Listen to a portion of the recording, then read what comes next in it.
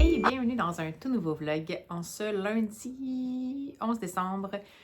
Grisounet qui était pluvieux, qui est devenu enneigé. Bref, je suis contente d'être en congé aujourd'hui parce que sur les routes, ça devait pas être super. Alors, en direct aussi de mon nouvel outil de travail, donc j'espère que ça va faire une petite différence. Je pense que oui quand même, parce que j'ai différents modes que je vais pouvoir utiliser pour vous filmer les petites sections, donc ça va faire changement. Alors, on va commencer tout de suite par la tradition, c'est-à-dire ouvrir le calendrier d'été. Et là, je dois vous dire qu'il va falloir que je fasse quelque chose, parce qu'hier, j'ai encore pas pris mon infusion. Hein? Je suis rendue à 3 de retard. Là, je vais pas tout boire aujourd'hui. Il faudrait que je me rattrape. C'est pas par manque d'intérêt, c'est juste que ça n'a pas donné que je l'ai pris, dans le fond, dans la journée. Alors, le 11. Le 11, c'est ici. Donc, on va voir ce que ça va donner comme proposition de la journée. En espérant que je n'efface pas encore le bas. Ouais, je crois que ça va. Alors, à quoi on a droit? Donc, c'est un mélange de tes surprises. Ah, c'est drôle, ça. Eh bien, ça va être un peu dans le même thème. Alors, aujourd'hui, c'est un thé noir espresso chocolaté. Donc, nouveau mode avec lequel je suis pas habituée. Donc, espresso chocolaté. On va voir ce que ça sent. Ah! Oh, ça sent quand même le café un peu, oui. Oui, donc l'autre que j'avais à boire aussi, qui était le thé noir cacao épicé, sentait un peu ça. Ça sent quand même aussi les fruits confits, on dirait, ou les fruits séchés. Comme, pas abricots, plus comme pommes, peut-être pas pommes séchées. Cuir de fruits, encore une fois. Donc, je sais pas s'il va y avoir une grosse différence entre les deux, on verra bien. Donc, celui-ci, c'est juste qu'ils ne sont pas identifiés, fait que je vais essayer de voir si je peux pas comme les séparer pour pas me mêler tout à l'heure. Donc, voilà. Pour le thé du jour, et je vais voir, essayer de faire un petit rattrapage, parce que sinon, on s'en sortira pas. Sinon, bien entendu, il y aura le petit chapitre du jour. Oups, excusez-moi, pardon, il va falloir que je m'habitue ici. Donc, petit chapitre du jour de Un quart pour Noël, ici, de Sophie Jomain, pour lequel j'ai déjà ouvert les pages. Voilà. C'est un court chapitre, celui-là, je pense qu'il fait même pas 8 pages. On va voir ce que ça va donner. Sinon, j'envisage potentiellement, je me suis fait une petite pile, une pile à lire du jour, mais à mon avis, ça se peut que je lise aucun de ces livres-là ou plusieurs de ces livres-là, ou c'est pas grave. C'est donc une pioche à lire du jour. Excusez-moi pour les bruits, mais comme il y a de la grosse neige, il y a aussi des gros camions grattes qui passent dans la rue, ça fait du bruit. Donc. Alors voici mon ambitieuse pile à lire du jour. On va laisser le focus se faire. Vous m'excuserez, je suis encore en train de m'adapter. Voilà. Donc, comme toujours, vous avez vu qu'il y avait le fameux Cyanure de Camilla Lagerberg, que je ne sais pas si je vais lire encore. Sinon, j'avais quand même deux petits romans de chez Deux, de l'édition 2.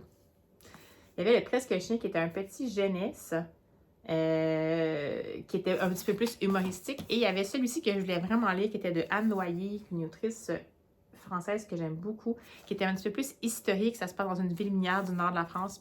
Ça me tentait bien. J'ai quand même sorti à tout hasard le fameux tome 3 d'Eva Björg et Guise de tir. Mais je ne sais pas si je vais lire. On verra. Et sinon, j'ai un petit graphique, un de mes derniers qui me reste avec Une sacrée mamie, le manga. Donc, il y avait celui-ci qui était un graphique québécois, donc Arthur Leclerc, projectionniste ambulant chez La Pastèque. Donc, il y a peut-être celui-ci que je voulais aussi lire. Donc, on verra. Comme je vous dis, c'est pas de la pression, ça se peut que je fasse toute autre chose. La règle pour aujourd'hui, c'est encore le principe de ne pas avoir d'agenda pour une fois, puis relaxer un petit peu et tout. Si je vais également trouver un peu de temps, donc pas si, mais bien je vais trouver un peu de temps pour aller marcher dehors, donc voilà à quoi ça va ressembler. Je me suis même sortie, je m'excuse, mais je m'étire un peu. Je vais quand même avoir à retravailler potentiellement aussi. Je fais un petit calendrier de l'Avent littéraire avec le concept là, de deux bookstagrammeuses. Puis, donc, c'est un peu des principes de quel est dans les livres que tu as lus en 2023, le livre qui, blablabla. Puis, dans le fond, pour aujourd'hui, j'avais trouvé, mais pour demain, j'avais à trouver le personnage que j'adorerais rencontrer. Donc là, ça, il faudrait que ça demande un peu de réflexion. Donc, ça se pourrait que je travaille aussi dans mon petit carnet. Puis, ben écoutez, je vous disais que j'étais en retard, mais j'avais pas lu les libraires, le numéro d'avant, puis j'ai toujours pas lu le tout nouveau numéro des libraires qui vient de paraître. Donc, ça serait peut-être une bonne façon. Regardez, hein? C'est un signe ici. Il y a la neige. Alors, voilà. C'est mon ambitieux projet de la journée et on verra bien ce que je vais réussir à faire dans toute cette journée-ci. Peut-être que ce sera beaucoup, peut-être que ce sera tout à fait autre chose, mais l'important, c'est que je vais vous en parler. Alors, ben écoutez, on va se lancer ça tout simplement en la bonne franquette. Allez, c'est parti!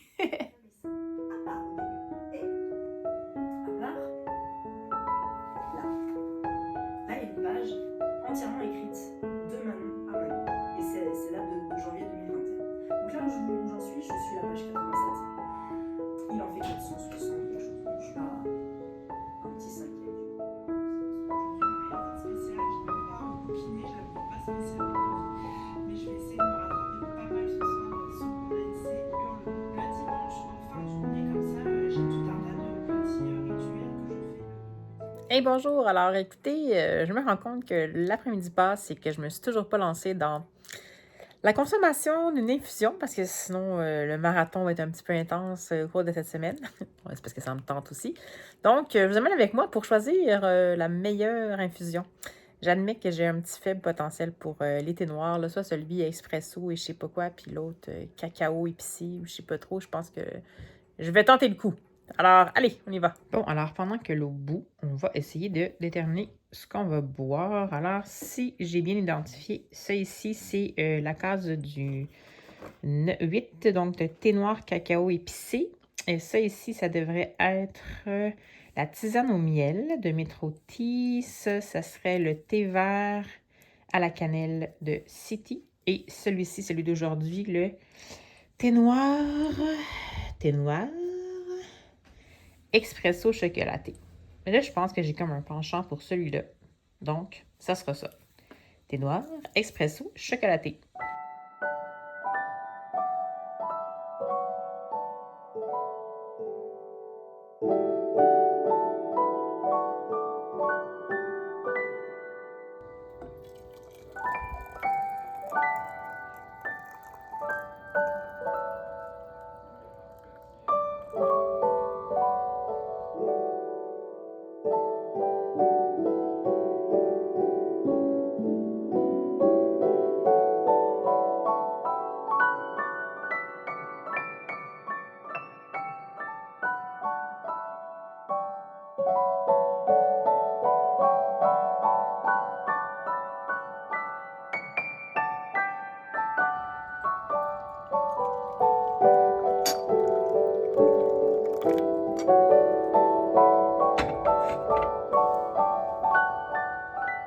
Et alors, je ne peux pas encore le boire parce que c'est trop chaud, mais à l'odeur, ça sent étrangement la pomme. Donc, j'avais un peu raison. Tout ça sent comme la pomme séchée.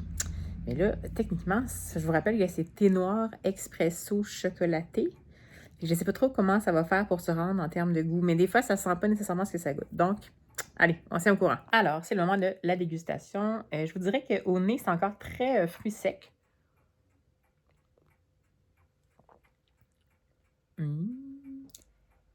C'est super bon, mais ça goûte vraiment les pommes séchées, je dirais. Donc, en ce moment, je trouve absolument aucun des goûts qui sont mentionnés. C'est peut-être juste moi, mais c'est excellent par contre. Donc, j'ai vraiment le goût de terminer ma tasse. Mais ça goûte, à mon avis, pas le café ni le chocolat. À moins que ça soit un petit peu le côté forêt noire, peut-être, là. Mettons que je veux vraiment, là. Mais bon, c'est pas grave. Allez, à la vôtre. Hey, vous savez quoi? Je pense que j'ai éclairci le mystère de ce thé qui goûte pas qu'est-ce qui est censé goûter. Je dirais que c'est parce que je pense que ce que je pensais être le thé noir au cacao espresso chocolaté, c'est en fait le thé noir au cacao épicé, parce que ça goûte super épicé. C'est mon copain qui a senti la tasse, puis il a dit, mais ça sent vraiment les épices, genre, fait que j'étais là, ah, c'est peut-être pas le bon. Alors, je pense que cette fois-ci, l'erreur était de mon côté. Alors, je voulais juste vous le dire parce que, tu sais, quand même, ça reste que la compagnie T'es surprise a fait un mélange pour ça. Donc, c'est pas nécessairement parce que c'est mal fait, c'est juste que c'est moi qui avais fait la confusion vu que c'était pas identifié. Alors, ce sera pour une prochaine fois le thé noir espresso. Mais de toute façon, c'est quand même un excellent goût. Donc, c'est bon, ça fait du bien. J'ai un petit mal de gorge de toute façon aujourd'hui. Donc, le petit épice, là, ça fait très chaleureux. Alors voilà, c'est tout!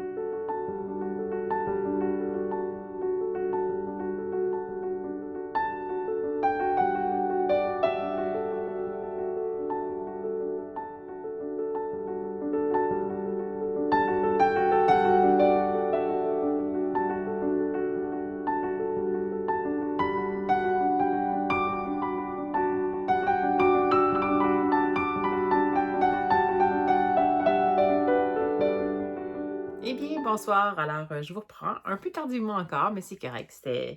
J'avais trop envie de vraiment terminer ma lecture en cours. Alors, je vous reviens donc sur les lectures du jour, c'est-à-dire mon fameux chapitre de la romance de l'Avent, comme prévu, donc Un cœur pour Noël de Sophie Jomain. Toujours aussi, on est encore dans la section romance. Cette fois-ci, j'ai vraiment failli ouvrir quand même de façon complètement illégale, vu que c'est un calendrier de l'Avent, le chapitre d'après, parce qu'on voulait vraiment savoir qu'est-ce que c'est. Puis c'est drôle parce que c'est pas du tout mon genre, la romance. Donc, pour que ça soit ça, bon, on était vraiment dans les petits côtés, dans les petits mécanismes narratifs plutôt habituels.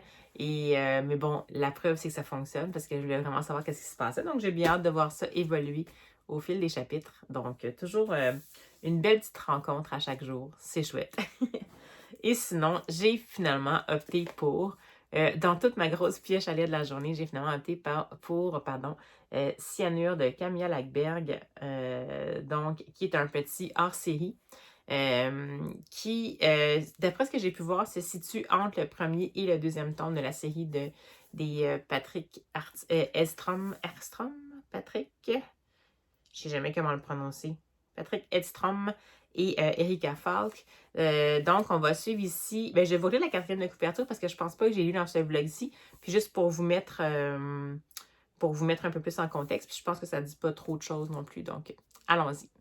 Quelques jours avant Noël, Martine Moline, le collègue de Patrick Edstrom, accompagne sa petite amie Lisette à une réunion de famille sur une île au large de Vjalbaka. Mais au cours du premier repas, le grand-père, un richissime magnat de l'industrie, leur annonce une terrible nouvelle avant de s'effondrer, terrassé. Dans son verre, Martin décèle une odeur faible mais distincte d'amande amère, une odeur de meurtre. Une tempête de neige fait rage, l'île est isolée du monde et Martin décide de mener l'enquête. Commence alors un passant interrogatoire que va soudain troubler un nouveau coup de théâtre. Alors, écoutez, évidemment, je ne ferai pas beaucoup vous en dire parce que c'est un policier et c'est un policier qui est un peu un hommage au grand, en fait, du roman policier, donc à l'affaire Agatha Christie avec potentiellement, je pense que c'est un peu un hommage à And Then There Were None, donc un huis clos sur une île alors que la météo empêche le retour vers le rivage, vers la civilisation. Ensuite, en même temps, ça fait un peu référence à la façon de fonctionner un peu de Sherlock Holmes, dans le sens où on est vraiment dans la recherche d'indices et tout ça. Ce qui est intéressant là-dedans, bon, évidemment, ça, c'est des petits clins d'œil sympathiques, mais on n'est pas du tout dans les références super évidentes. C'est juste que, étant donné que je connais ces deux grands-là, je pense que c'est assez évident que c'était, en effet, une espèce de petit hommage déguisé. Ce qui est intéressant, c'est que cette fois-ci, on a quand même un enquêteur qui est bien un policier, mais qui est en dehors de son élément standard, c'est-à-dire qu'il n'y a absolument aucune façon de communiquer avec avec la terre ferme parce qu'il y a une tempête de neige. Ils peuvent donc pas se rendre là parce que ça prend un brise-glace pour pouvoir se rendre en bateau de l'île jusqu'à Vjalbaka. Et les lignes téléphoniques ont été coupées par la tempête, donc c'est tout à fait plausible dans le sens que ça se peut que ça arrive. Donc, ça ne lui permet pas de consulter ses collègues, ça ne lui permet pas de faire la demande de soutien et tout.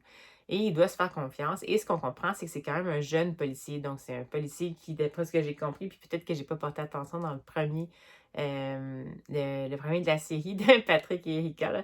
Ça semble être un collègue de Patrick Edstrom, mais qui est comme vraiment jeune, donc il n'a pas beaucoup d'expérience nécessairement.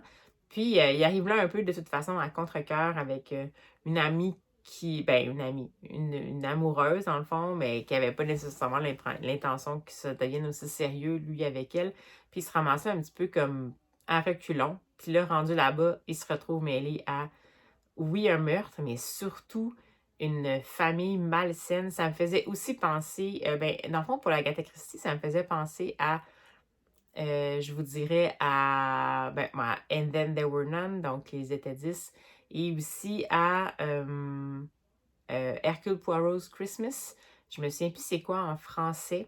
Mais dans le fond, c'est ça, c'est une famille qui se retrouve avant Noël. Puis le patriarche, dans le fond, va justement annoncer une grande nouvelle, dans le fond, à sa famille. Et il va se retrouver finalement ben, dans le fond, mort très rapidement, de façon assez violente. Donc, ça me faisait un peu penser à ça aussi, parce qu'on est vraiment dans les secrets de famille. On est dans le non-dit, on est dans la relation vraiment malsaine entre les membres d'une même famille, proches et éloignés, donc à la fois parents, enfants, mais aussi oncles et tout ça, nièces, etc., etc. Donc, c'est assez intéressant. Puis comme c'est un polar nordique, bien évidemment, on est dans le mode on prend son temps, on plante le décor, on va vraiment être comme lecteur dans la tête de l'enquêteur, Martin Moline, qui aimerait ça être, aimerait ça être partout sauf là. Puis on se retrouve on est vraiment au même niveau que lui. Presque. Il n'y a presque pas de choses qu'on va pas découvrir soit au même moment que lui ou un tout petit peu après, mais c'est pas vraiment la structure de la Christie où il y a des choses qui nous sont cachées.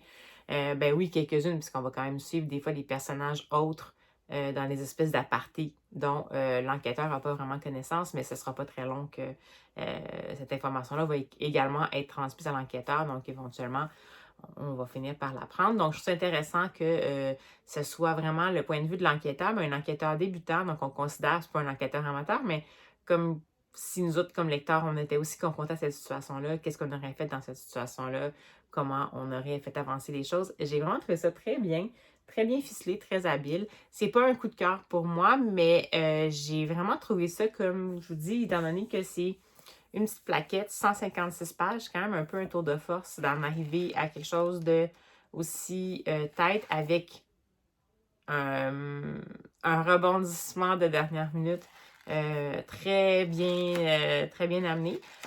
Moi, j'ai pas vu venir le rebondissement. J'ai senti que potentiellement, il devrait potentiellement y avoir un rebondissement parce que je sais pas trop son jour d'affaires des fins ouvertes, Camilla Lackberg. Puis on approchait quand même pas mal des derniers 1000. Puis je me disais, il m'a semblé d'avoir un rebondissement et j'avais aucune idée ce que c'était. Donc, tu sais, comme je vous dis, ça fonctionne quand même vraiment bien. Les personnages, on ne peut pas vraiment dire qu'ils sont attachants dans le sens où ben, c'est des gens qui ont une vie pas facile, on est vraiment dans la grisaille de l'âme humaine.